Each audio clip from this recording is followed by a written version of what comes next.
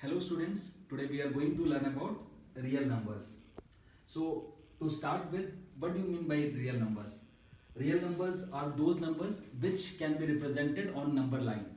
अब ये डेफिनेशन जो है, ये डेफिनेशन बहुत आसान है. जो भी नंबर लाइन में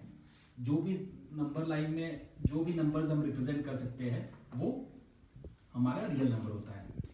ये n, ये माइनस n.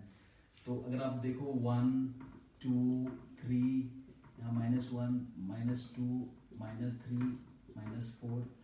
अब मैं और एक चीज़ बताना चाहता हूँ कि मैक्सिमम नंबर्स जो है वो रियल नंबर होते हैं, जो हम मैथमेटिक्स में यूज़ करते हैं, फिजिक्स में यूज़ करते हैं. वो नंबर जिनका हम रियल लाइफ में यूज़ कर रहे हैं उसको ही हम रियल नंबर कहते हैं. तो अगर जो है आप देखोगे ये नंबर लाइन है, ये जो है हमारा 0 है, इस तरफ माइनस है पूरे, ये -n तक है, ये n तक है. अब जो है कई बार जो है आपको एग्जाम में क्वेश्चंस पूछा जाता होगा कि tell us whether -459 is a real number or not. So -459 is a real number क्योंकि इसको जो है हम यहाँ पे रिप्रेजेंट कर सकते हैं -459 को. 999 रियल नंबर है कि नहीं? हाँ, 999 भी रियल नंबर है क्योंकि उसे भी हम इस लाइन में रिप्रेजेंट कर सकते हैं.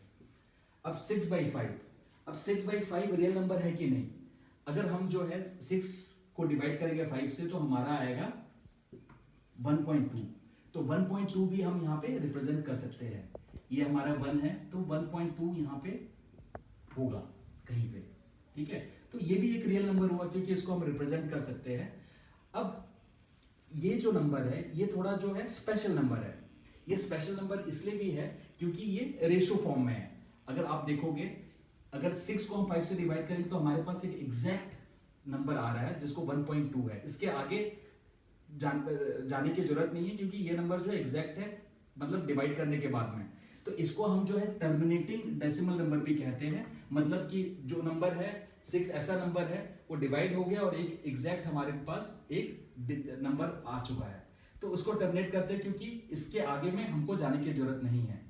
अगर आप देखोगे तो दूसरा एक है पाई, जिसको हम यूज करते हैं मैथमेटिक्स में. तो ये ऐसा नंबर है, ये एक ऐसा स्पेशल नंबर है जो कि जिसका वैल्यू हम लेते हैं मैथ्स में 3.1459. अब ये जो नंबर है ये नंबर एग्जैक्ट नंबर नहीं है, ये आगे भी जाता है, लेकिन मैथ्स में सिंपल बनाने के लिए हम इसके पहले सिर्फ जो है 3.1415 तक ही लेते हैं क्योंकि इसका एग्जैक्ट हम लोग वैल्यू नहीं ले रहे हैं. तो ये नॉन टर्मिनेटिंग है, नॉन रिपीटिंग भी है क्योंकि अगर आप देखोगे पॉइंट के बाद में 1415 ये अलग अलग डिजिट्स आ रहे हैं, एक जैसे नंबर नहीं आ रहे, तो ये नॉन रिपीटिंग हो गए. और नॉन टर्मिनेटिंग इसलिए क्योंकि जैसे कि हमने पहले देखा कि एग्जैक्ट फिगर हमारे पास आया है, ये हमारा एग्जैक्ट फिगर हमारे पास नहीं है, तो इसलिए हम इसे कहते हैं non terminating, non repeating. Similar example हम लेंगे √3 का भी. √3 भी अगर आप देखोगे तो 1.7320, इसका भी जो है एग्जैक्ट वैल्यू जो है हम नहीं लेते हैं. इसका एग्जैक्ट वैल्यू हमें नहीं पता है क्योंकि ये काफी लंबा सीरीज हो जाता है. तो इसके भी जो है 1.7320 तक लेते हैं. और ये भी जो है नॉन टर्मिनेटिंग है, टर्मिनेट नहीं हो रहे हैं. जैसे 6/5 टर्मिनेट हो गया, 6 को जब 5 से डिवाइड किया टर्मिनेट हो गया 1.2 हो गया, लेकिन यहाँ पे ये पॉइंट के बाद भी ये जाता जा रहा है. तो ये भी एक एग्जांपल है नॉन टर्मिनेटिंग, नॉन रिपीटिंग का. इसके अलावा जो है अगर हम 1 को डिवाइड करें 3 से तो हमारा जो वैल्यू आएगा वो आएगा 0.3333. तो ये चलता रहेगा. तो ये जो है ये अलग किस्म का एक जो है नंबर बन जाता है जिसको हम बोल देते हैं नॉन टर्मिनेटिंग रिपीटिंग. इसमें क्या होता है कि 0.3333 रिपीट होता जा रहा है और ये जो है नॉन टर्मिनेटिंग है. ठीक है, तो इस तरह से आप जो है 3 तरह के जो है आपको स्पेशल नंबर्स मिल रहे हैं. एक है आपका टर्मिनेटिंग डेसिमल, जिसमें एक नंबर को दूसरे से डिवाइड करोगे तो एक एग्जैक्ट नंबर आ जाता है. दूसरी कैटेगरी में अगर हम देखा जाए तो हम जो वैल्यू है एक पॉइंट के बाद भी जो है एक हमारे को ट्रेंड नहीं मिल पा रहा है, वो अलग अलग किस्म के नंबर आ रहे हैं, 4, कभी 1, फिर 5, 9 करके. और ये नॉन रिपीटिंग भी है, नॉन टर्मिनेटिंग है, तो इसको हम नॉन टर्मिनेटिंग, नॉन रिपीटिंग बोलेंगे. ये भी जो है उसी कैटेगरी में आता है. इसके अलावा ये जो नंबर है एग्जैक्ट एक जो है पैटर्न हम दिखाई दे रहा है कि पॉइंट के बाद 3 है, तो इसको रिपीटिंग बोलेंगे, लेकिन नॉन टर्मिनेटिंग बोलेंगे क्योंकि ये भी आगे तक जा रहा है. तो अब जो है ये अगर हमने इस तरह के नंबर्स देखे हैं तो इससे हम रियल नंबर की और एक डेफिनेशन निकाल सकते हैं, जिसको हम बोलते हैं जो भी नंबर्स है, जैसे फॉर एग्जांपल टर्मिनेटिंग डेसिमल हो गया, तो आप देखोगे कि इसको हम रैशनल नंबर बोल सकते हैं, रैशनल नंबर। अब रैशनल का अगर मीनिंग समझा जाए, रैशनल का मीनिंग क्या होता है? रैशनल का मीनिंग होता है लॉजिक।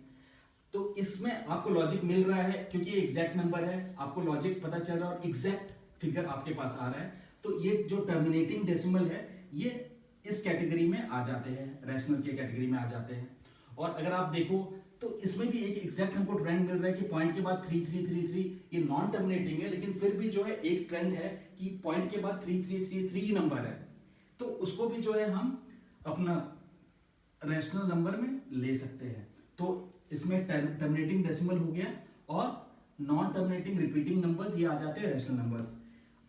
और ये वो नंबर्स हैं जो नॉन टर्मिनेटिंग नॉन रिपीटिंग जो है पाई और जो √3 है, ये जो है इसको हम बोलते हैं इरेशनल नंबर, क्योंकि इसमें हम लोगों को जो है ट्रेंड हमको नहीं पता चल पा रहा है, क्योंकि पॉइंट के बाद में आप देखोगे कि ये जो नंबर्स है बदलते जा रहे हैं, तो इसका जो है लॉजिक नहीं बन पा रहा है कि पॉइंट के बाद में ये कितना आगे तक जा सकता है या काफी आगे तक जाता है, लेकिन नंबर का नहीं पता चल रहा है, तो इसको हम इरेशनल नंबर बोलते हैं।